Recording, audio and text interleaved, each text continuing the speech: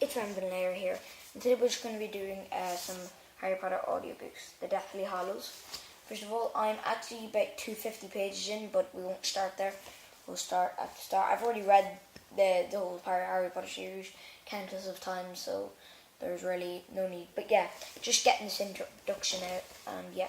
I'm going to be doing like this because, first of all, I don't want a copyright strike, even though I probably will get it just from doing this.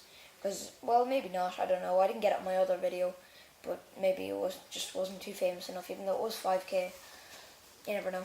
But I'm going to do it anyway. I enjoy it, and some of the people out there enjoy it too. So let's get into this.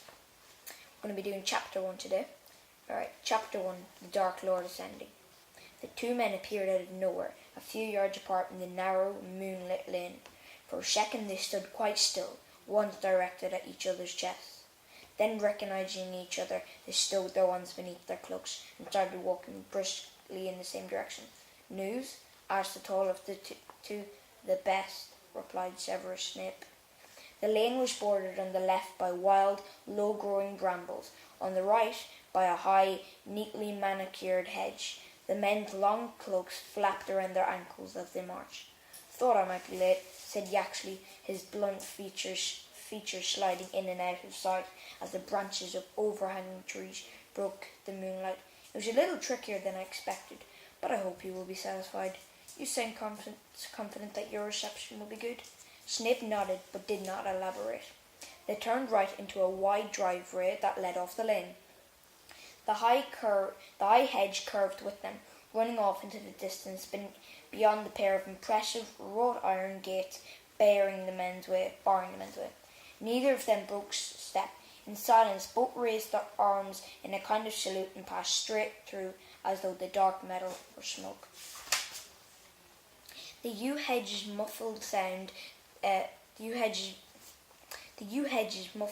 of the man's footsteps. There was a rustle somewhere to the right.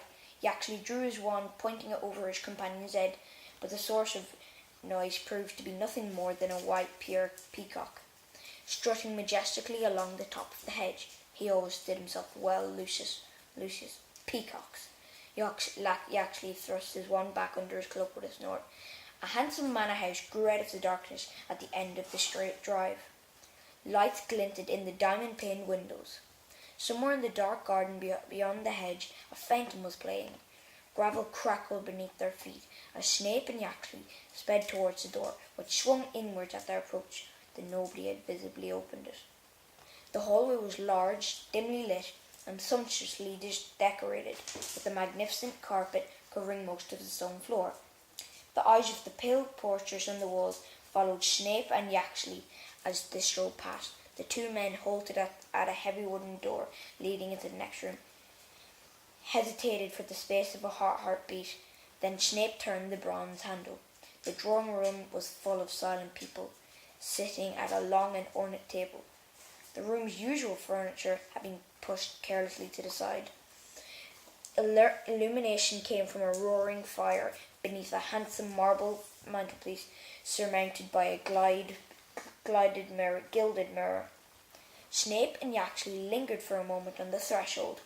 As their eyes grew accustomed to the lack of light, they were drawn upwards to the strangest feature of the scene. An apparently unconscious human figure was hanging upside down over the table, revolving slowly as if suspended by an invisible rope, and reflected in the mirror and in the bare, polished surface of the table below. None of the people seated underneath the singular sight was looking at it, except for a pale young man sitting almost directly below it. He seemed unable to prevent himself from glancing upwards every minute or so. "Yaxley, Snape," said a high, clear voice from the head of the table. "You are very nearly late." The speaker was seated directly in front of the fireplace, so that it was difficult at first for the new arrivals to make out more than a silhouette.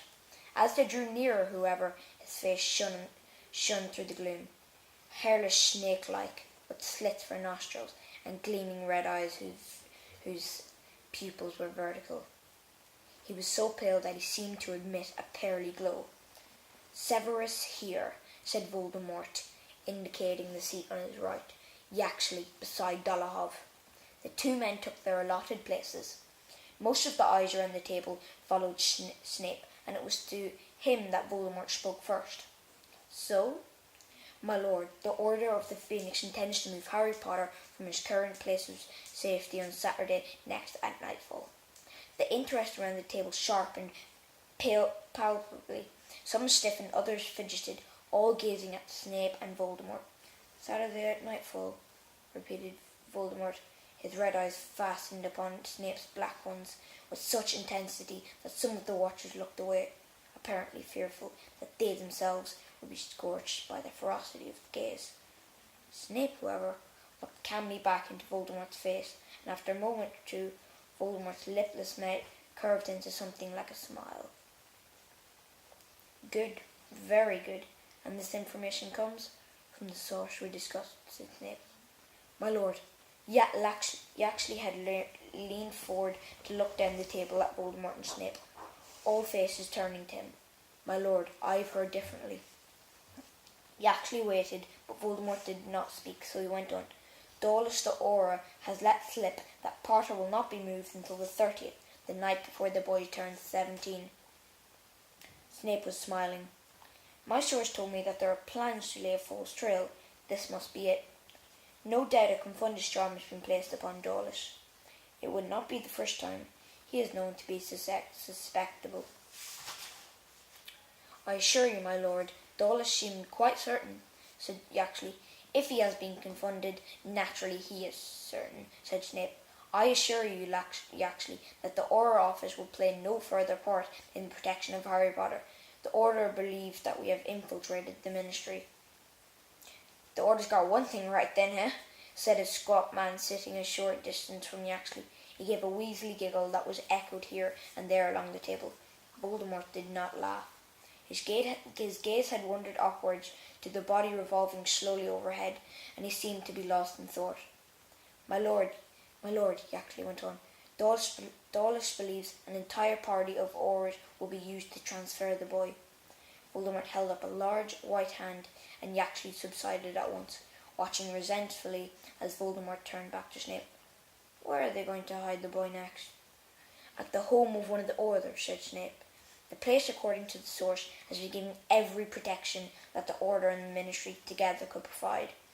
I think that there is little chance taking him once he is there, my lord, unless, of course, the Ministry has fallen before next Saturday, which might give us the opportunity to discover and undo enough of the enchantments to break through the rest." "Well, Yaxley," Voldemort called down the table, the firelight glinting in strangely in his red eye. Will the Ministry have fallen by next Saturday?" Once again, all heads turned. Yaxley squared his shoulders. "My lord, I've good news on that score.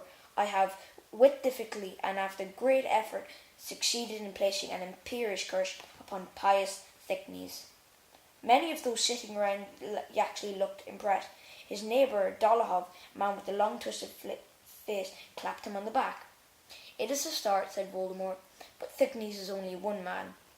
Scrimgeour must be surrounded by our people before I act. One failed attempt at the Minister's life will set me back a long way." "Yes, my lord, that is true.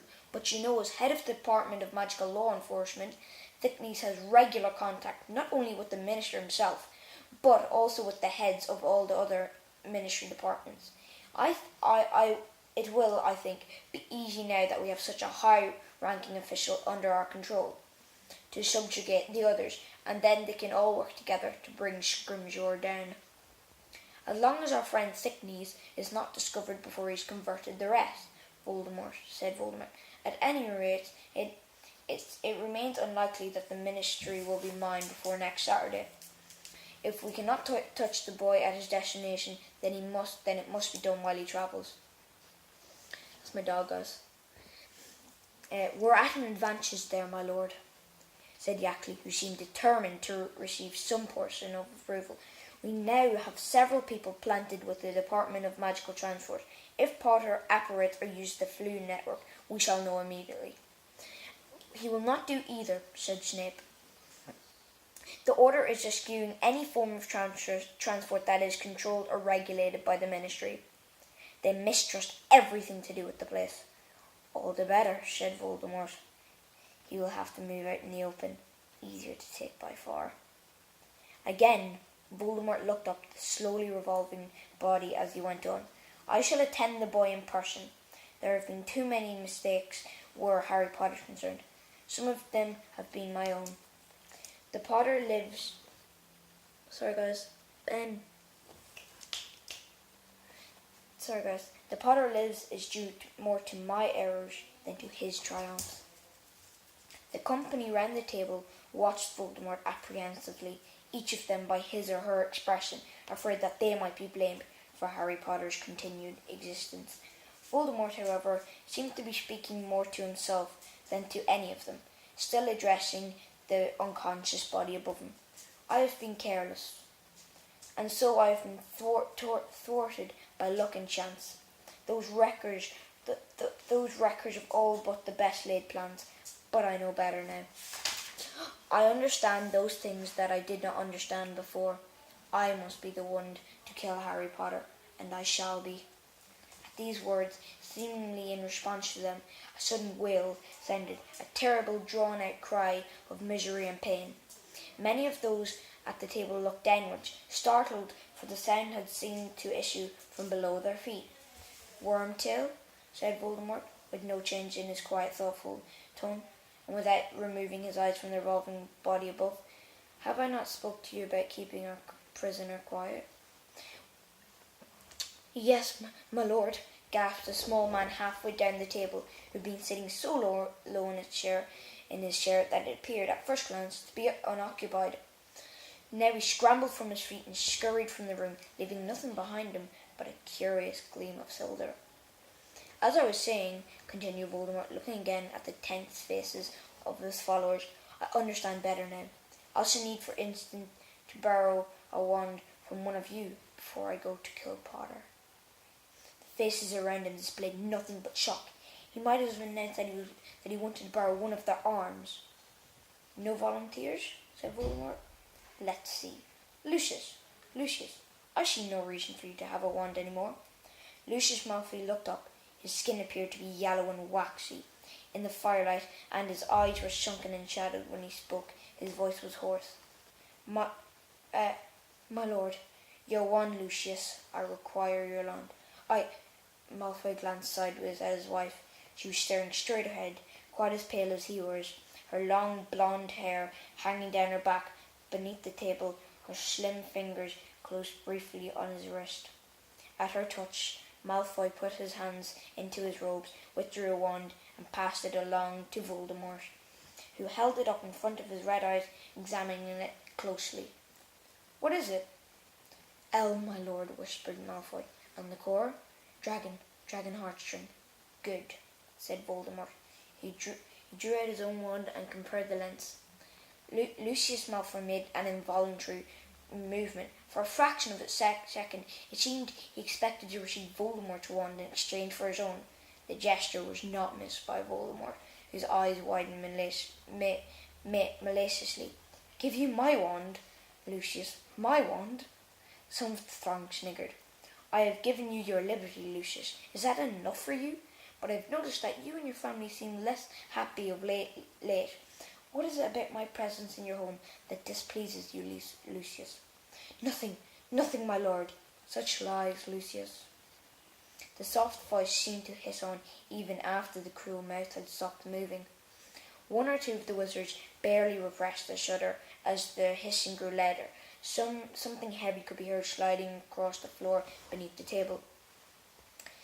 The huge snake emerged to climb slowly off Voldemort's chair. It rose seemingly and endlessly and came to rest across Voldemort's shoulders.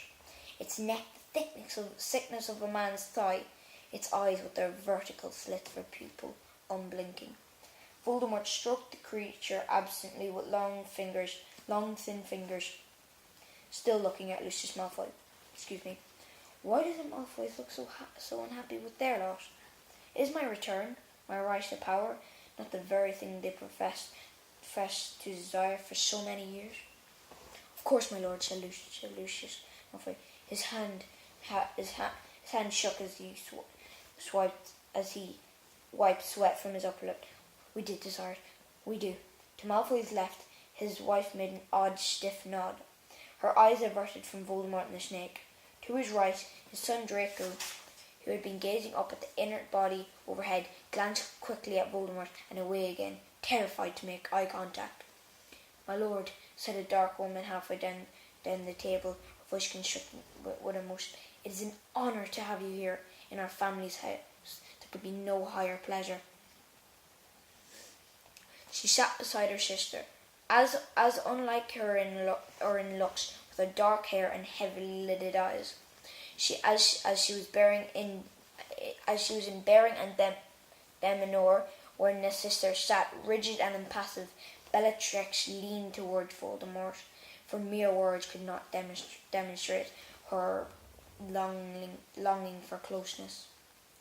No higher pleasure, repeated Voldemort, his head tilted a little to one side as he considered Bellatrix. That means a great deal from you, Bellatrix. For her face flooded with colours, her eyes welled with tears of delight. My lord knows I speak nothing but the truth. No higher pleasure, even compared with the happy event that I hear has taken place in your family this week. She stared at him, her lips parted, evidently confused.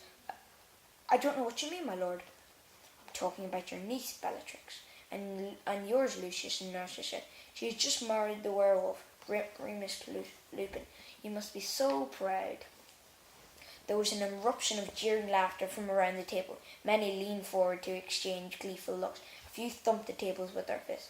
The great snake, disliking the disturbance, opened its mouth wide and hissed angrily, but the Death Eaters did not hear it. So jubilant were they at Bellatrix and the Malfoys' humiliation. Bellatrix's face, so recently flushed with happiness, had turned an ugly, blotchy red. She's no niece of ours, my lord, she cried over the outpouring of mirth. We, Narcissa and I, have never set our eyes on our sister since she married a mudblood.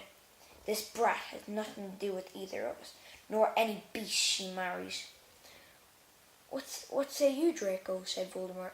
I asked Voldemort, and though his voice was quiet, it carried clearly through the catcalls and jeers. Will you babysit the cubs?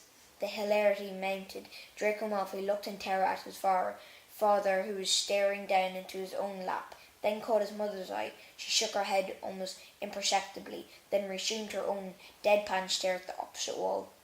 Enough, said Voldemort, stroking the angry snake. Enough. And the laughter died at once. Many of our oldest family trees become a little deceased over time, he said as Bellatrix gazed at him, breathless and imploring. You must prune yours, must you not? Keep it healthy? Cut away those parts that threaten the health of the rest. Yes, my lord, whispered Bellatrix, and her eyes shone with tears of gratitude again. At the first chance. You shall have it, said Voldemort, and in your family, so in the world. We shall cut away the canker that infects us, until only those of true blood remain. Even though Voldemort's a half-blood, spoiler. Voldemort raised Lucius Malfoy's wand, pointed directly at the slowly revolving figure suspended over the table, and gave it a tiny flick. The figure came to life with a groan and began to struggle against invisible bonds. Do you recognize our guest, Severus? Snape raised his eyes to the upside-down face. All of the Death Eaters were looking up at the captain's mouth, as though they had been given permission to show curiosity. As if she revolved to face the firelight, the woman said in a cracked and terrified voice, Sirius, Severus, help me. Ah, yes, said Snape, as the prisoner turned slowly away again. And you, Draco? Asked Voldemort, stroking the snake's snout with his wand free hand. Draco shook his head jerkily. Now that the woman had woken, he seemed unable to look at her anymore. But you would not have taken our classes, said Voldemort. For those of you who do not know, we are joined here tonight by Charity Burbage, who until recently taught at Hogwarts School of Witchcraft and Wizardry. There were small noises of comprehension around the table. A broad hunchwoman with pointed teeth cackled. Yes, Professor Burbage taught the children of witches and wizards all about muggles, how they are not so different from us. One of the Death Eaters spat on the floor. Charity Burbage revolved to face Snape again. Severus, please, please. Silence, said Voldemort with another twitch of Malfoy's wand, and Charity fell silent as if gagged. Not content with corrupting and polluting the minds of wizarding children, last week Professor Burbage wrote an impassioned defence of mudbloods in the Daily Prophet. Wizards, she says, must accept these thieves of their knowledge and magic. The dwindling of the pure blood is, says Professor Burbage, a most desirable circumstance. She would have us all mates with muggles, or no doubt, werewolves. Nobody laughed this time. There was no mistaking the anger and contempt in Voldemort's voice. For the third time, Charity Burbage revolved to face Snape. Tears were pouring from her eyes into her hair. Snape looked back at her, quite impassive, as she turned slowly away from him again. Avada Kedavra! The flash of green light illuminated every corner of the room. Charity fell with a resounding crash on the table below, which trembled and creaked. Several of the Death Eaters leapt back into their chairs. Draco fell out of his own onto the floor. Dinner, Nagini, said Voldemort softly, and the great snake swayed and slithered from his shoulders onto the polished wood. Chapter 2, In Memoriam. And there we go, guys. That is the first chapter of the Deathly Hallows. I hope you enjoyed. If you want more, just tell me in the comments, because I really enjoy doing these. Right, guys. Sorry about my dog's intrusion, kind of. But yeah. Peace.